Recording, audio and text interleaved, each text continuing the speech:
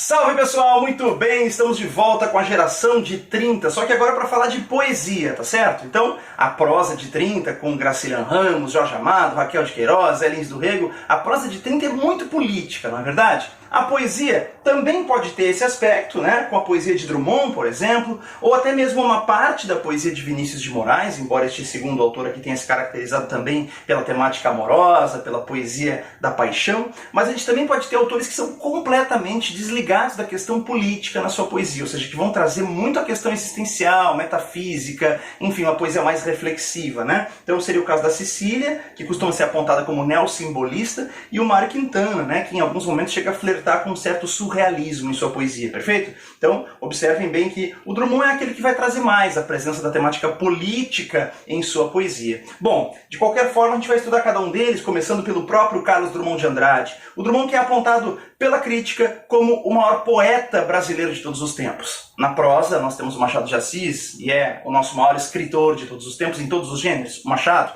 né? Mas, enfim, se fôssemos pegar apenas na poesia, quem teria sido o grande poeta brasileiro de todos os tempos? A crítica costuma apontar o Drummond, então, como o maior poeta brasileiro de todos os tempos, tá certo? Bom, natural de Itabira, interior de Minas Gerais, viveu no Rio de Janeiro, onde trabalhou no gabinete de Gustavo Capanema, que era ministro do governo Vargas. Tá? Então ele teve uma carreira burocrática, digamos assim, como funcionário público. E isso traz para o poeta um grande conflito, porque uma pessoa com a sensibilidade do Drummond vivendo aqui em um trabalho burocrático. A gente começa a perceber uma série de conflitos, né, no Drummond. Por exemplo, também um cara que é o interiorano de Itabira, vivendo na capital do Brasil, a época que era o Rio de Janeiro. Então a gente tem uma série de aspectos aqui que são essas contradições que vão ser muito importantes para a interpretação da poesia de Drummond, tá certo? Que já apareceram muito em provas, inclusive a prova do Enem costuma valorizar muito esse poeta, tá certo? Traz bastante questão a respeito de Drummond, o Enem, não é? Mas enfim, continuando, então olha só, interiorano, né, de Itabira, foi secretário do ministro Capanema, né? Então trabalhou, né, dentro da burocracia do Rio de Janeiro, do governo Vargas.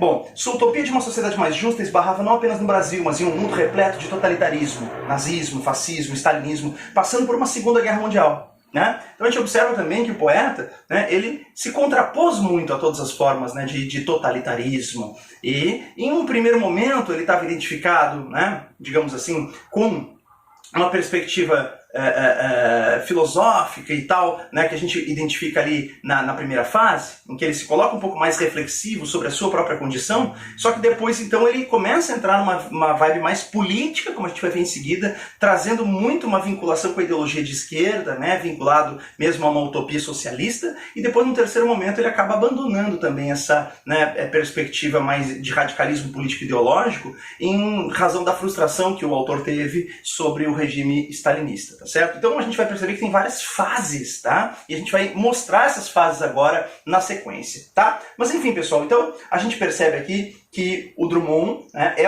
realmente um grande expoente aqui da nossa poesia, trazendo fases diferentes, uma poesia muito complexa, né? Mas vale muito destacar essa sensação de desajuste do cara, né? Quer dizer, eu luto pela liberdade em um mundo, né, totalitário, em um mundo autoritário, eu, um interiorano vivendo na capital do Brasil, na mais importante cidade desse país periférico aqui, eu, um poeta de alma sensível trabalhando na burocracia de um governo também, né, cheio de contradições, que era o governo Vargas, enfim. Então a gente tem todos esses aspectos para refletir. O que poderia o poeta fazer diante de tal realidade? Bom, a poética de Drummond então se desdobra a partir dessa relação entre o particular, o eu, e o universal, o mundo. O que vai ser identificado aqui como uma espécie de chave para a leitura de Drummond nas provas que vocês vão fazer, e a gente vai ver isso em questões na prática agora na sequência, é que nós temos uma dicotomia entre o eu e o mundo, o indivíduo problemático e o mundo problemático. Como assim? Bom, o indivíduo problemático seria justamente essa condição que a gente colocou aqui, né? Quer dizer, interiorano de Itabira, no Rio de Janeiro, tá certo? Socialista num país capitalista da periferia do mundo, tá legal? E assim a gente vai percebendo uma série, né, de aspectos que vão colocar sempre o Drummond numa posição de desajuste, de um sujeito que está, digamos assim, deslocado em relação àquilo que é considerado normal, né, no contexto em que vive. E essa sensação de desajuste, ela vai ser chamada de gauchismo. What? Isso mesmo, vou te mostrar aqui, olha só. Gauche, certo? Como a gente já estava dizendo, tem toda essa tensão entre o eu e o mundo, o indivíduo problemático e o mundo problemático. Entender o indivíduo problemático, acho que a gente já entendeu, né? E o mundo problemático é fácil, né? O que é o mundo problemático? Como já falamos, né? Nazismo, fascismo, stalinismo, Segunda Guerra, né? Enfim. Então, quer dizer, a gente tem esse contraste entre o indivíduo problemático e o mundo problemático, sendo que a fase gauche é aquela que exponencializa, aquela que coloca na potência máxima, né, essa angústia do indivíduo se sentindo gauche, se sentindo deslocado, se sentindo desajustado em relação a esse mundo.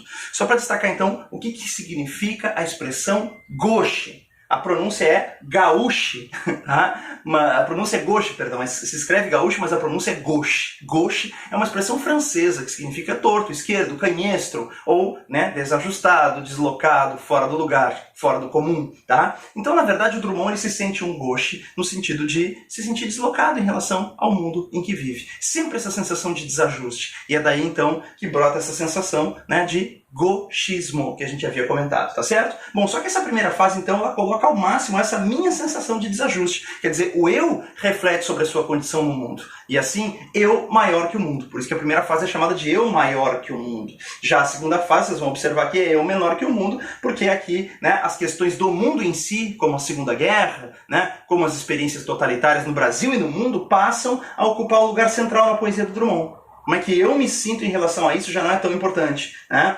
Então a primeira fase ela coloca muito uma ênfase no eu, como eu me sinto. E a segunda fase ela coloca uma ênfase no mundo, como o mundo se apresenta, entendeu? Essa seria a grande diferença. Bom, então olha só, na primeira fase a gente tem ali o livro Alguma Poesia, de 1930, que é o livro de estreia do Drummond, e diga-se de passagem, nesse livro é que nós vamos ter então o surgimento dessa expressão gauche usada pelo Drummond, né? A gente vai observar o seguinte, olha só, quando nasci, um anjo torto desse que vi na sombra veio e disse: vai, Carlos, ser gauche na vida, certo? Então a expressão gauche aqui, ela significa justamente, né, esse vai ser desajustado, deslocado, vai ser um cara, né, enfim, sempre fora do lugar, digamos assim, na vida. Parece que ele se sente predestinado a isso, tá bom? Então, esse poema chama Poema de Sete Faces e é o primeiro poema do livro Alguma Poesia, tá certo? E aí surge essa expressão que acaba sendo depois colocada de forma icônica aqui para representar a poesia do Drummond, né? A poesia gauche, o poeta gauche, enfim, tá? Mas o Drummond é um poeta bem complexo e dá para perceber que tem momentos, né, em que o gauchismo vai ficar de lado mesmo, né, em lugar de uma outra atitude, como nós vamos ver na sequência.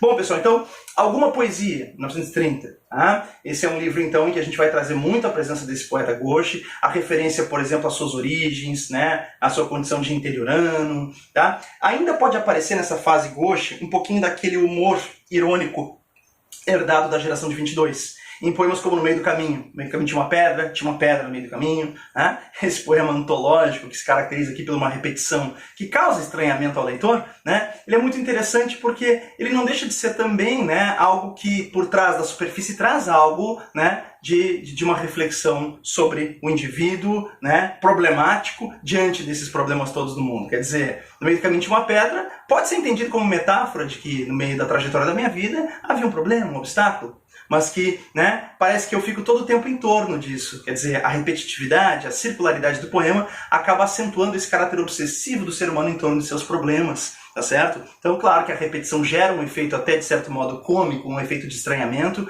parece um pouco daquelas, né, ironias que a gente tinha lá na geração de 22, ainda presentes aqui num poeta, né, que, né, já está na geração de 30, mas que traz ainda, então, algum resquício, né, do humor irônico de 22. Agora, chegando lá na segunda fase, já não tem mais isso, tá? O humor, ele se ausenta completamente para uma poesia muito mais grave, tá? Só que não é só desse humor que a gente vê a fase gauche, né? O gauchismo é muito melancólico. Tá? Então, por exemplo, o Poema de Sete Faces não é exatamente um poema bem-humorado, não. É um poema muito melancólico. Então, por exemplo, quando nasci, um anjo torto desse que vive na sombra veio e disse: vai, Carlos, ser gauche na vida. As casas espiam os homens que correm atrás de mulheres. A tarde talvez fosse azul, não houvesse tantos desejos. O bonde passa cheio de pernas, pernas brancas, pretas, amarelas. Para que tanta perna, meu Deus? Pergunta o meu coração, porém meus olhos não perguntam nada. É sério, simples, forte, o homem atrás dos óculos e do bigode. Tem poucos, raros amigos, o homem atrás dos óculos e do bigode. Meu Deus, por que me abandonastes? Se sabias que eu não era Deus, se sabias que eu não era nada. Mundo, mundo, vasto mundo. Se eu me chamasse Raimundo, seria uma rima, não uma solução. Mundo, mundo, vasto mundo. Mais vasto é meu coração. Eu não devia te dizer isso, mas essa lua, mas esse conhaque botam a gente comovido como um diabo. Então, esse poema de 7 faces, ele tem 7 estrofes, e cada uma das 7 estrofes vai trazer, né, uma diferente perspectiva sobre o próprio Drummond, se vocês perceberem bem, né? Quer dizer, a primeira estrofe diz, vai Carlos ser gauche na vida, quer dizer, é eu no mundo. A segunda estrofe ele diz, as casas espiam os homens que correm atrás de mulheres. Quer dizer, essa vida que parece um pouco sem sentido, né? Dos homens querendo consumir mulheres, né? As casas que espiam os homens, quer dizer, a personificação das casas que espiam os homens, faz com que os homens, então, passem a ser considerados como objetos, né? Quer dizer, a personificação das casas que espiam os homens coloca um comportamento coisificado, mecânico, dos homens que correm atrás de mulheres. A tarde talvez fosse azul, não houvesse tantos desejos, tá? Aqui uma crítica sutil ao capitalismo, né? Que instiga, né, desejos, né? Ou seja, a necessidade de consumo. Então é muito interessante, quer dizer, a primeira estrofe é eu no mundo, a segunda estrofe é o mundo. Depois vem a terceira estrofe que diz assim, né? O bonde passa cheio de pernas. Quer dizer, por que o bonde passa cheio de pernas? Por que não passa cheio de cabeças? Porque o poeta está olhando para baixo. E nesse sentido, quer dizer, é eu olhando para o mundo, é um olhar cabisbaixo, melancólico do poeta. É eu olhando para o mundo, sacou? Então olha só, que bacana. A primeira estrofe é eu no mundo. A segunda estrofe é o mundo. A terceira estrofe é eu olhando para o mundo, como é que eu vejo o mundo. E aí depois diz assim, ó, o homem atrás dos óculos do bigode. Quem é o homem atrás dos óculos do bigode, que tem poucos, raros amigos? É o próprio poeta, só que aí é como as pessoas veem ele. Como ele tenta meio que mascarar suas fragilidades, né, no cotidiano, né, andando lá no bonde, de óculos e bigode, como se tivesse com aquele disfarcezinho bizarro, né? Mas ele fica então, quer dizer, sério, aparentemente forte, autossuficiente. Quem olha para ele vai ver isso, sacou? Então aí seria o quê? É o mundo olhando para mim.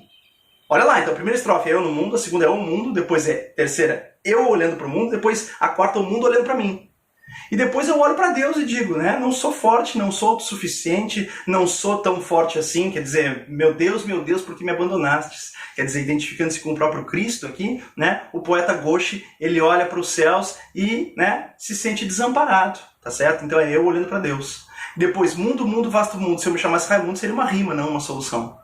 Aí ele fala, né, ironicamente, a respeito do que podem fazer as rimas. Nada, né? Diante de um problema de um mundo com problemas tão complexos, o que as minhas pobres rimas podem fazer diante desse mundo? O que a minha pobre poesia pode fazer diante desse mundo? Tá certo? Então, mundo, mundo, vasto mundo. Né? Se eu me chamasse Raimundo, seria uma rima, não uma solução. Mundo, mundo, vasto mundo, mas vasto é meu coração. Né? Então, esses são alguns dos mais belos versos da literatura em língua portuguesa. A gente pode destacar aqui nesse caso, apesar de sentir a insuficiência da poesia para resolver os problemas do mundo, né? É vasto o seu coração, as intenções do poeta são grandiosas, apesar dos limites que a poesia apresenta. Depois, né, então a gente percebeu que é eu no mundo, o mundo, eu olhando para o mundo olhando para mim, eu olhando para Deus, eu olhando para a poesia, e finalmente a última estrofe relativiza tudo, dizendo assim, eu não devia te dizer isso, mas essa lua, mas esse cunhaque botam a gente comovido como o diabo. Ou seja, né, como se tudo isso fosse fruto de um momento de torpor, de embriaguez momentânea, em que nada parece fazer sentido, como se eu estivesse só bêbado por um instante, enfim. Tá? Então, o poema é lindíssimo, né? O poema de 7 faces. Curiosamente, ele vai trazer 7 estrofes, cada uma delas com uma faceta diferente do poeta, diferentes perspectivas sobre o mesmo poeta. Há quem aponte nisso, então, uma influência cubista, inclusive, pelo fato de a gente ter vários olhares, né? Como se tivesse vários recortes, vários ângulos para a percepção do próprio Drummond. Mas o eu está em foco, portanto, pertence à fase gauche, beleza? Então, primeiro poema de alguma poesia, poema de 7 faces. Outro poema importante dessa fase gauche, no meio do caminho. Aí, né, com a presença de um certo humor irônico herdado de 22, no caso deste segundo poema que a gente mencionou, né, no meio do caminho. Então é isso. Galera, nós temos aqui então a fase gauche resumida, muito importante, ela costuma aparecer bastante em provas. A segunda fase, né, a fase social, é aquela que vai trazer os problemas do mundo de maneira mais, né, como a gente já disse, mais grave, né? Quer dizer, ao invés de falar de mim ou de me colocar em primeiro plano, eu vou lá, né, e tem poemas como Carta a Stalingrado, quer dizer, referindo à Batalha de Stalingrado. Então são temas políticos, sociais que vão aparecer de maneira bem evidente aqui, tá certo?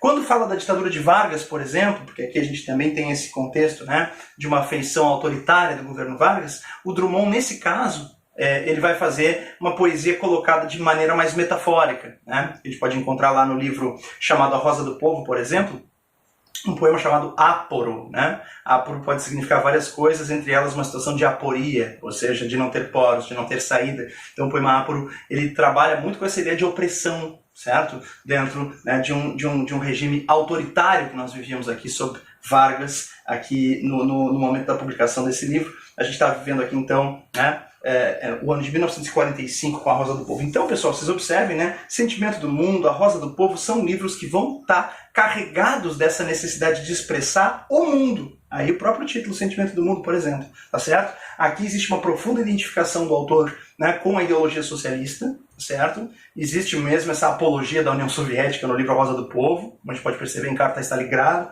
tá? Então, galera, a gente vai perceber que aqui é um momento de maior radicalismo político do autor, tá? E finalmente, quando a gente chega ao eu igual ao mundo, a chamada fase reflexiva, a gente vai ter aqui então o livro Claro Enigma como um momento de frustração do poeta diante, né, dessa utopia socialista mais radical que ele defendia antes. Não é que ele tenha deixado de acreditar na igualdade, né, entre os homens, mas é que realmente os rumos do stalinismo frustram o poeta. Então a fase chamada Eu igual ao mundo, a fase reflexiva, é uma fase de bastante, digamos assim, desencanto do poeta, em que ele volta a refletir sobre si mesmo, tá certo? Eu até preferiria chamar essa fase de Eu maior igual ao mundo, tá legal? É que ele olha para o mundo, mas olha para o mundo com desencanto. E aparece muito esse eu aqui refletindo também sobre a sua própria condição. De qualquer maneira, destaca-se o livro Claro Enigma, de 1951, cuja epígrafe, né, ele usa uma citação inicial lá no livro, é uma frase de Paul Valéry, poeta francês, que diz L'événement m'ennuyant, ou seja, os eventos, os acontecimentos me entediam. Os acontecimentos me entediam. Quer dizer, é o poeta de saco cheio do mundo. Está de saco cheio do mundo, de tudo e até da sua própria poesia, né? Então a gente vai ver que é muito negativa, muito, né, nihilista tudo que a gente enxerga aqui dentro dessa fase reflexiva aqui de Claro Enigma. Tá certo, pessoal? Então, gente, a gente vai fazer agora uma questãozinha sobre Drummond, né? Para a gente fechar bem aqui o entendimento de como é que isso pode aparecer na prova, né, de vocês, por exemplo, na prova do Enem. Vamos lá. Confidência do Itabirano. Alguns anos vivi em Itabira, principalmente nasci em Itabira. Por isso sou triste, orgulhoso de ferro. 90% de ferro nas calçadas, 80% de ferro nas almas. E esse alinhamento do que na vida é porosidade e comunicação. A vontade de amar que me paralisa o trabalho vem de Itabira, de suas noites brancas sem mulheres e sem horizontes. E o hábito de sofrer, que tanto me diverte, é doce herança itabirana. De Itabira trouxe prendas diversas que ora te ofereço. Esta pedra de ferro, futuro aço do Brasil, este São Benedito do velho santeiro Alfredo Duval, este couro de anta estendido no sofá da sala de visitas, esse orgulho, essa cabeça baixa.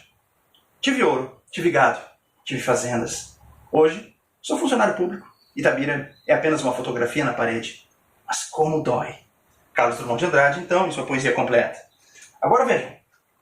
Aqui nós temos o enunciado dessa questão do Enem. Muita atenção sempre para ele, o enunciado, e para a delimitação do comando, né, da tarefa que nós temos que cumprir. Olha só. Carlos Drummond de Andrade é um dos expoentes do movimento modernista brasileiro. Com seus poemas, penetrou fundo na alma do Brasil e trabalhou poeticamente as inquietudes e os dilemas humanos. Sua poesia é feita de uma relação tensa entre o universal e o particular, como se percebe claramente na construção do poema Confidência do Itabirano, tendo em vista os procedimentos de construção do texto literário e as concepções artísticas modernistas, conclui-se que o poema acima... Galera, lê todo esse enunciado com calma, né? Ó, modernismo, né? Penetrou na alma do Brasil e trabalhou poeticamente as inquietudes e os dilemas humanos, certo? Então, quer dizer, ao mesmo tempo em que ele vai olhar para as questões do Brasil, da sociedade à sua volta, vai olhar para as questões que tocam, né, o indivíduo. Sua poesia é feita de uma relação tensa entre o universal, o mundo, e o particular, o eu, o indivíduo. Eu e o mundo, eu e o mundo, eu e o mundo, sacou? É isso, certo? Ó, eu e o mundo, eu e o mundo. Como se percebe claramente na construção do poema Confidência do Itabirano, tá? Então, gente, olha só. O poema representa a fase heróica do modernismo devido ao tom contestatório, a utilização de expressões e usos linguísticos típicos da oralidade. Pessoal, fase heróica do modernismo é a geração de 22. Falso, né? Esse poema não tem nada a ver com a fase heróica. Diga-se de passagem, um poema bem melancólico também, que não tem, nem dá pra pegar aquele humorzinho de 22 herdado lá por um poema como No Meio do Caminho, por exemplo. Nem isso a gente poderia alegar, tá certo? Esse poema, nenhum poema de Drummond pode ser considerado representativo da fase heróica do modernismo. Nenhum, tá? Porque o poeta Drummond pertence à segunda fase, a geração de 30, certo? Mas, enfim, onde é que está o tom contestatório? Não é bem isso, né? A gente tem um tom reflexivo aqui, tá bom? E aqui expressões e usos linguísticos típicos da oralidade? Também não, porque o poeta usa uma linguagem, né, pelo visto, dentro de um paradigma culto. Tá bem? A gente pode observar isso na leitura do poema. Então, tudo errado aqui na letra A. B. Apresenta uma característica importante do gênero lírico, que é a apresentação objetiva de fatos e dados históricos. Bom, gente, aqui a gente poderia resolver a questão entendendo o que é gênero lírico, né? O gênero lírico é o quê? É o gênero da subjetividade, a apresentação da subjetividade do meu lírico. É a expressão de subjetividade, de sentimentos, emoções. Aliás, é isso que aparece no texto. A expressão da subjetividade desse eu lírico itabirano. É a confidência do itabirano, quer dizer, são coisas que eu estou tirando aqui de dentro, do âmago, do que eu sinto. Tá bem? Isso é subjetivo e não objetivo. Objetividade é a realidade exterior, é lá fora. Então, quer dizer, a letra B, ela primeiro está errada, evidentemente, porque gênero lírico é o gênero da subjetividade e não da objetividade. Depois está errada também porque o poema não está centrado, né, numa apresentação objetiva de fatos e dados históricos. Ah, mas ele fala de percentuais lá, dá umas estatísticas e tal. Não. Né? Quando ele vai lá e diz assim, ó. Peraí. Volta aqui, tá? Olha só. 90% de ferro nas calçadas, 80% de ferro nas almas. É uma linguagem metafórica. Né? Ele só faz uma associação entre a presença do minério de ferro como riqueza, né, daquela localidade, mas ele acaba trazendo a ideia, né, de uma certa dureza, de uma certa rusticidade com que se configura a alma do itabirano. Ele está falando da essência das pessoas, de como é que são as pessoas nesse lugar, tá certo? Né? Ferro nas calçadas e ferro nas almas. Isso não é dado estatístico. Tá? Então a gente não tem aqui propriamente um dado histórico, geográfico, objetivo e tal, não. Ele interpreta subjetivamente a realidade. Assim, a letra B é absurda. Letra C. Evidencia uma tensão histórica entre o eu e sua comunidade por intermédio de imagens que representam a forma como a sociedade e o mundo colaboram para a constituição do indivíduo. É isso aí, pessoal, beleza? Achamos a resposta. Tensão histórica entre o eu e sua comunidade, entre o eu e o mundo, por intermédio de imagens que representam a forma como a sociedade, né, e o mundo colaboram para a constituição do eu, do indivíduo. Eu e o mundo. Ó, eu e o mundo. Certo? Eu e o mundo. Eu e o mundo, o tempo inteiro. Então era uma chave de resposta que o enunciado da questão deu, porque aparecia no enunciado, né? Lembra? Olha lá, aqui, ó. Então, tensão, relação tensa entre universal e particular. Praticamente na prova do Enem, o que a gente tem que procurar é isso, né? Uma alternativa que de alguma maneira repita as informações que foram colocadas aqui com outras palavras. Não é verdade? É isso. Então, nós temos ali a relação tensa entre o universal e o particular, expressa na letra C, evidencia uma tensão histórica entre o eu e sua comunidade. Ei, é exatamente isso. Repetiu o que estava escrito lá em cima. Tá? É isso. Então, a orientação para uma questão do Enem é sempre essa. Procurar, né, reproduzir a mesma lógica do enunciado e do comando da questão em uma das alternativas. Tá? E assim a gente consegue resolver com mais facilidade.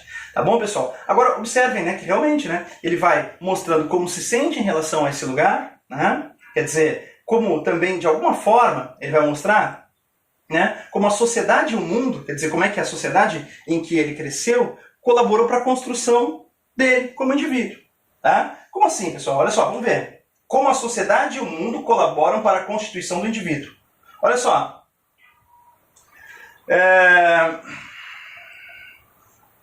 De Itabira trouxe, blá blá blá blá blá blá blá blá, esse orgulho, essa cabeça baixa. Quer dizer, esse orgulho e essa cabeça baixa são herança itabirana também, tá certo? Assim como diz ali anteriormente, né, o hábito de sofrer que tanto me diverte é doce herança itabirana. Aliás, temos uma ironia aqui também, né? Quer dizer, doce herança, sofrer não é doce, né? Então, quer dizer, é amargo. Então, a figura de linguagem ironia aqui. Então, o poeta está sendo irônico em relação a algumas marcas que Itabira deixou nele. Mas ele foi se constituindo enquanto indivíduo a partir da influência de um jeito de ser itabirano, que é de ferro, né? De ferro na alma, entendeu? É isso. Uma outra coisa que chama atenção é o cara começar a quantificar tudo, né? 90% de ferro nas almas, 80% de ferro nas almas. Lembrando que hoje sou funcionário público. Quer dizer, um cara que vive, né, de alguma forma, né, quantificando tudo, classificando tudo, um burocrata. Ele passa também a uma linguagem burocrática, como se a condição atual de funcionário público também fizesse com que ele burocratizasse um pouco, né, o olhar dele sobre o mundo. Quer dizer, a sociedade, o mundo à minha volta vão moldando quem eu sou. E nesse sentido, pessoal, olha só que legal. A gente realmente vai perceber que a letra C é absolutamente correta. Porque, né, imagens que representam a forma como a sociedade e o mundo colaboram para a construção, para a constituição do indivíduo. Sacou? É isso aí. Bom, galera, a letra D critica por meio de um discurso irônico a posição de inutilidade do poeta e da poesia. Primeiro que o poema não é um metapoema, não é um poema sobre poesia. Né? Segundo, se ele acreditasse ser inútil fazê-la, né? Nesse caso aqui, a gente não precisaria nem ler. Tá? Mas enfim, então não tem esse tema metapoético aqui. Tá? Letra E. Apresenta influências românticas, uma vez que trata da individualidade, da saudade da infância e do amor pela terra natal por meio de recursos retóricos pomposos. Não, o poeta usa uma linguagem culta, padrão, mas não é pomposa. E, fundamentalmente, né, a linguagem que ele vai usar para se referir à sua terra natal não é aquela linguagem ufanista que os românticos utilizariam, que é tudo lindo e maravilhoso, porque ele tem um olhar irônico, né, melancólico e amargurado sobre a cidade de onde ele provém, a cidade onde ele nasceu, tá certo? Então, por mais que a gente possa ter essa questão da saudade, né, tem toda uma contradição experimentada pelo poeta em relação à cidade.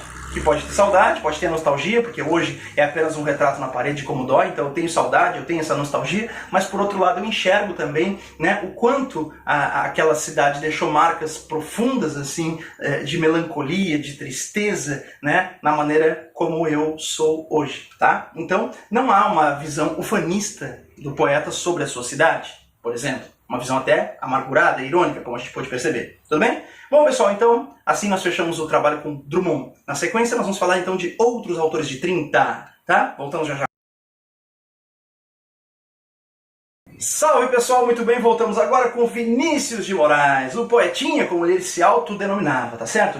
Bom, o Vinícius de Moraes ele tem duas fases também, tá certo? Embora normalmente somente se fale muito a respeito mesmo disso aqui, né? Da segunda fase, que é a fase do cotidiano, tá? Eu vou dizer a vocês que em 90% dos casos, há um desprezo aqui pela fase dita metafísica. Onde é que vai ser importante saber da primeira fase? Em provas, por exemplo, que tenham como leitura obrigatória lá o livro Antologia Poética do Vinícius, que coloca toda a poesia dele, aí a gente teria que conhecer as fases do autor. Mas de maneira geral, costuma-se cobrar em provas, né, alguma coisa referente a essa segunda fase mesmo.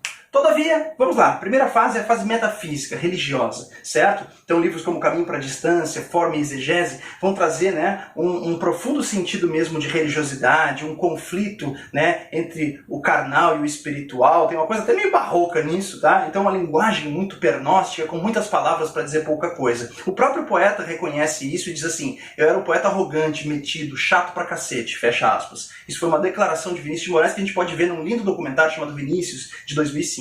Né? Eu era um poeta arrogante, metido, chato pra cacete. Tá? Olha só, então essa fase é uma fase realmente, né, de uma linguagem muito pernóstica, como eu te disse, muitas palavras para dizer pouca coisa, um artificialismo muito grande, né, e um sentido assim de tensão entre o corpo e a alma, e parece que existe um refreamento do desejo, um refreamento da paixão. Só que aí depois, o que interessa pra gente é o poeta da paixão, quando ele se liberta dessas amarras, né, desses refreamentos e deixa a paixão fluir na poesia dele, é que ele se torna um grande poeta que todos admiramos, o poeta da paixão, de sonetos inesquecíveis como o soneto do maior amor, né, o soneto de fidelidade, enfim. Então, pessoal, segunda fase, a fase do cotidiano, é aquela que vai ter o tema da paixão, mas também pode trazer os temas sociais. Tá? Então é interessante destacar isso. Bom, Cinco Elegias, tá? De 1943, é um livro que já marca, né, uma mudança de postura então, do poeta para a entrada nessa segunda fase. Né? Então, poemas, sonetos e baladas, antologia poética, Orfeu da Conceição são obras que estão dentro dessa fase, destacando-se aqui a preferência pela forma soneto, né? Daí então que o Vinícius vai acabar trazendo para a gente, né, muito, digamos assim, ele consegue lidar com aquele excesso verbal que ele tinha na primeira fase, comprimindo, digamos, mais a poesia na forma soneto. O que é curioso é que, se ele contém a forma, ele liberta o conteúdo aqui de uma poesia que pode trazer o tema da paixão, que pode trazer, né, grandes momentos assim de reflexão sobre o amor, sobre o mundo à sua volta também, tá? Bom, eu queria destacar para vocês que o tema da paixão aparece muito, então, na forma soneto, e que a gente tem também uma poesia social muito importante aqui, né? Temas sociais vão aparecer em poemas como A Rosa de Hiroshima, sim, aquele mesmo que foi musicado lá pelos Secos e Molhados, né? Pensem nas crianças mudas telepáticas, na interpretação do Ney Matogrosso. Pois é, a gente tem uma referência ali à explosão atômica, né? A rosa com cirrose, anti-rosa, rosa radioativa.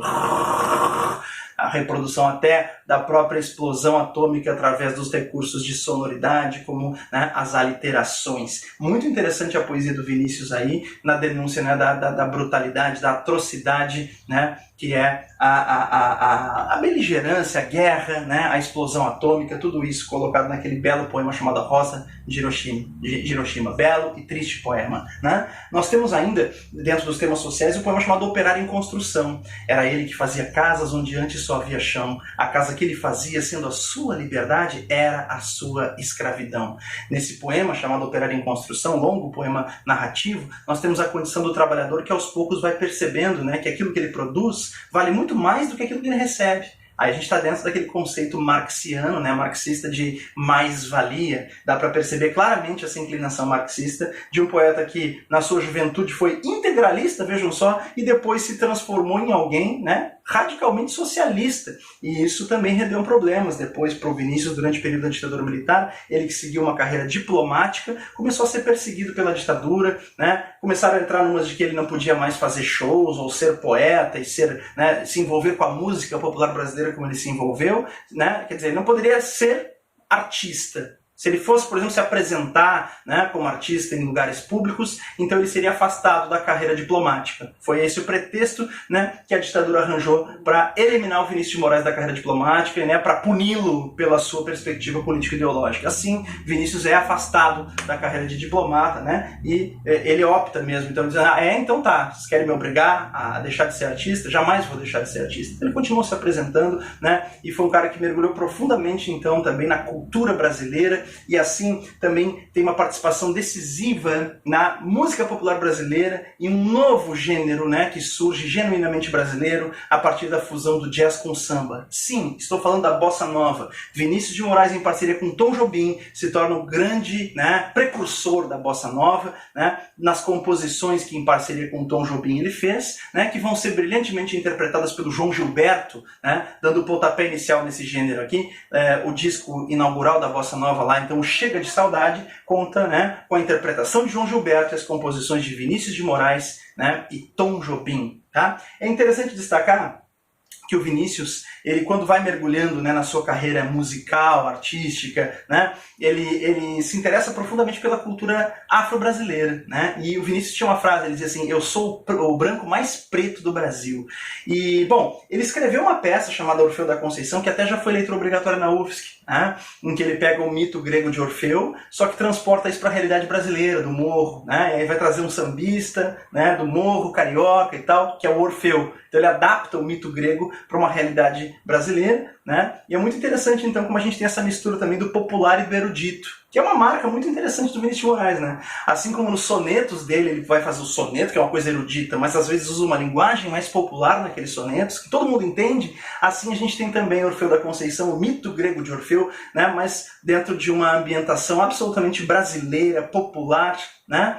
Marginal, por que não dizer, que a gente está no morro, né? Também com a cultura negra, então é muito interessante isso, tá? O Vinícius tinha que fazer os arranjos musicais lá de Orfeu da Conceição. Quem ia ajudar ele com isso era o maestro da Carmen Miranda e tal, o cara que trabalhava com a Carmen, só que o cara desistiu na última hora, e aí disseram para ele, procura lá pelo Antônio, que era um carinha que tocava em barzinho da noite no Rio de Janeiro. Quem era Antônio? Antônio era ninguém menos do que Antônio Carlos Brasileiro Jobim. E aí começou uma parceria entre os dois, porque eles fizeram os arranjos da peça, mas a química dos dois trabalhando juntos ali, né, os arranjos de Orfeu da Conceição foi tão legal e a amizade, né, foi tão grande que perdurou por toda a vida, e essa parceria Tom e Vinícius foi uma das mais frutíferas de toda a música popular brasileira. Bossa Nova é um gênero, então, que surge também muito graças a esse cara, o Vinícius de Moraes. E é muito importante destacar que as composições da Bossa Nova não tem nada a ver com canção de protesto, porque elas surgem lá nos anos 50, né? Então a gente tem lá o contexto do final dos anos 50, eu te datei ali 58, Chega de Saudade, o disco. Quer dizer, a gente está nos anos JK, 50 anos em 5, aquela euforia nacional, o Brasil é o país que dá certo. Em 58 a gente ganhou o Mundial na Suécia, a primeira Copa do Mundo conquistada pelo Brasil. Enfim, existe uma sensação muito de euforia em relação ao país, certo?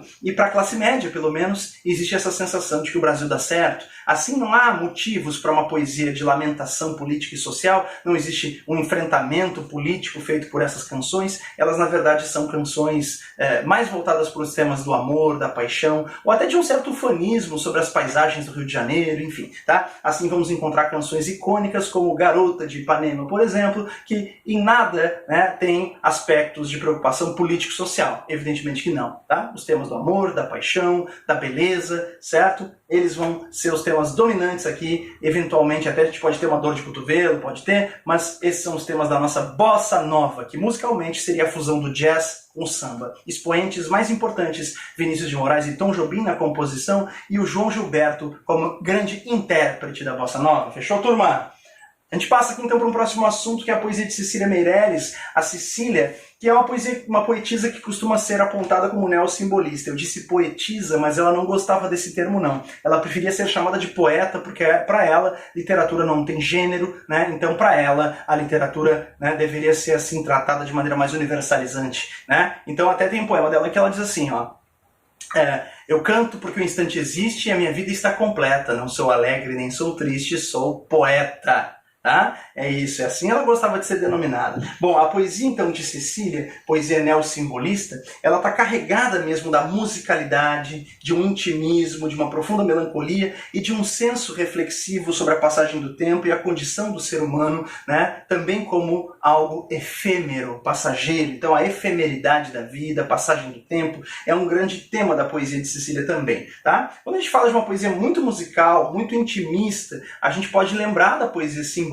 como a gente tinha lá em Cruz e Souza, Afonso de Guimarães, tá certo? Então, pessoal, a poesia de Cecília costuma ser apontada como uma poesia neossimbolista, tá certo? Bom, os próprios títulos dos livros, né, Viagem e Vaga Música, fazem lembrar bastante o simbolismo, que é uma poesia muito viajada, né, é uma viagem, a poesia simbolista, né, e repleta de musicalidade, com atmosferas vagas, imprecisas. Então, interessante, né, Viagem e Vaga Música, as duas principais obras da Cecília, já trazem no próprio título uma revelação a respeito desse teor neossimbolista de sua poesia, tá certo? Bom, Romanceiro da Inconfidência é um livro um pouco diferente, porque a Cecília foi muitas vezes acusada de ser uma poeta, né, brasileira, mas que não se comunicava com os temas nacionais e tal. Bom, parece uma resposta até à crítica, né, mas ela continua sendo ela mesma, né, muito interessante, porque ela faz então um trabalho profundo de pesquisa histórica sobre o contexto da mineração no século XVIII, lá em Minas Gerais, e vai trazer personagens históricos, né, como os poetas inconfidentes, Tomás Antônio Gonzaga, Cláudio Manuel da Costa, como o mito de Tiradentes, né, e vai trazer toda essa, né, essa base para a construção de um longo poema, que na verdade ele acaba trazendo também aquelas grandes reflexões sobre, por exemplo, um grande ideal, que é a questão da inconfidência, sobre a traição, né, Joaquim Silvério dos Reis, certo? Então, quer dizer, sobre a ambição da mineração, o poema acaba ganhando, mais uma vez, a universalidade que costuma caracterizar uma poesia mais filosófica como é a da Cecília. Mas, realmente, o Romanceiro é um pouco excepcional por trazer contato com uma dimensão histórica, né, com um tema nacional e tal, só que a gente já percebeu que se universaliza, que se torna filosófico também, né? É que a poesia dela realmente é uma poesia mais filosófica e mais descolada dessas questões objetivas, normalmente, tá? Mas é isso. Bom, galera, então aqui nós temos a Cecília Meirelles, então, representativa de uma poesia neossimbolista, beleza? Turma, a gente chega então finalmente aqui ao nosso Mário Quintana, né? Costuma ser apontado como o autor de uma poesia crepuscular.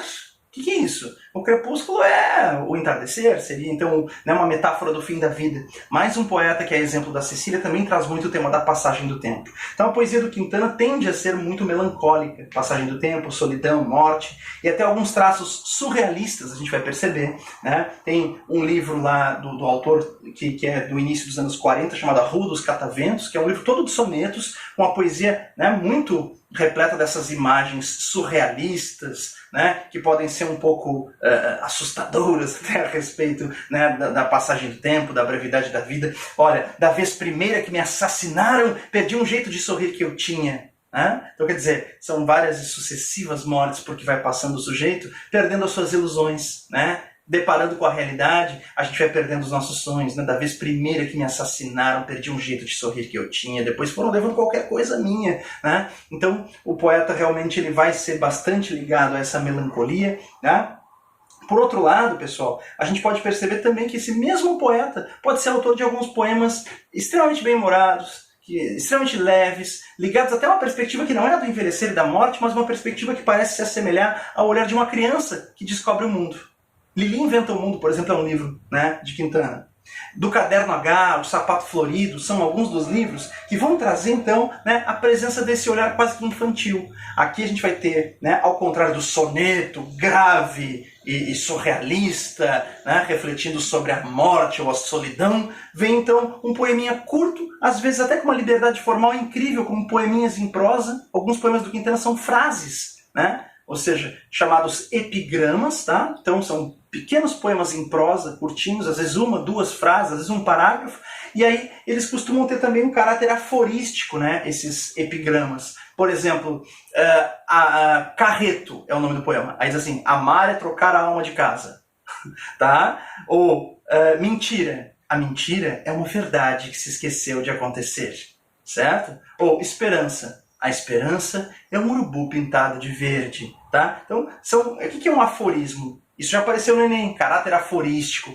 O aforismo é uma espécie de sentença que resume, né, uma percepção sobre o mundo, né? É uma espécie mesmo de pílula de sabedoria, certo? Seria isso. Só que o Quintana faz dessas pílulas algo extremamente irônico e bem-humorado. Como já dissemos, né? Mentira. Mentira é uma verdade que se esqueceu de acontecer.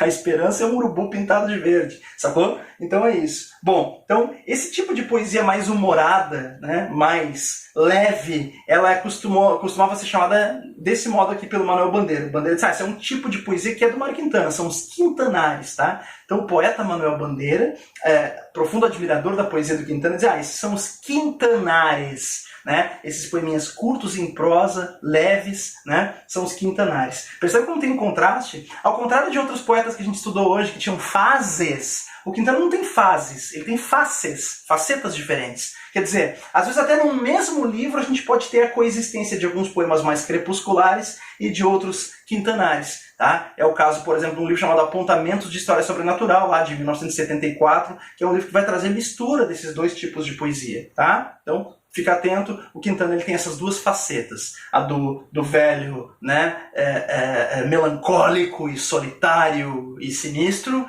e a da criança que olha para o mundo com um olhar de descoberta. Essa dualidade está muito presente na poesia do Quintana, beleza? Turma, foi um privilégio ter estado aqui com vocês novamente, nós nos encontramos na próxima semana com mais literatura. Valeu!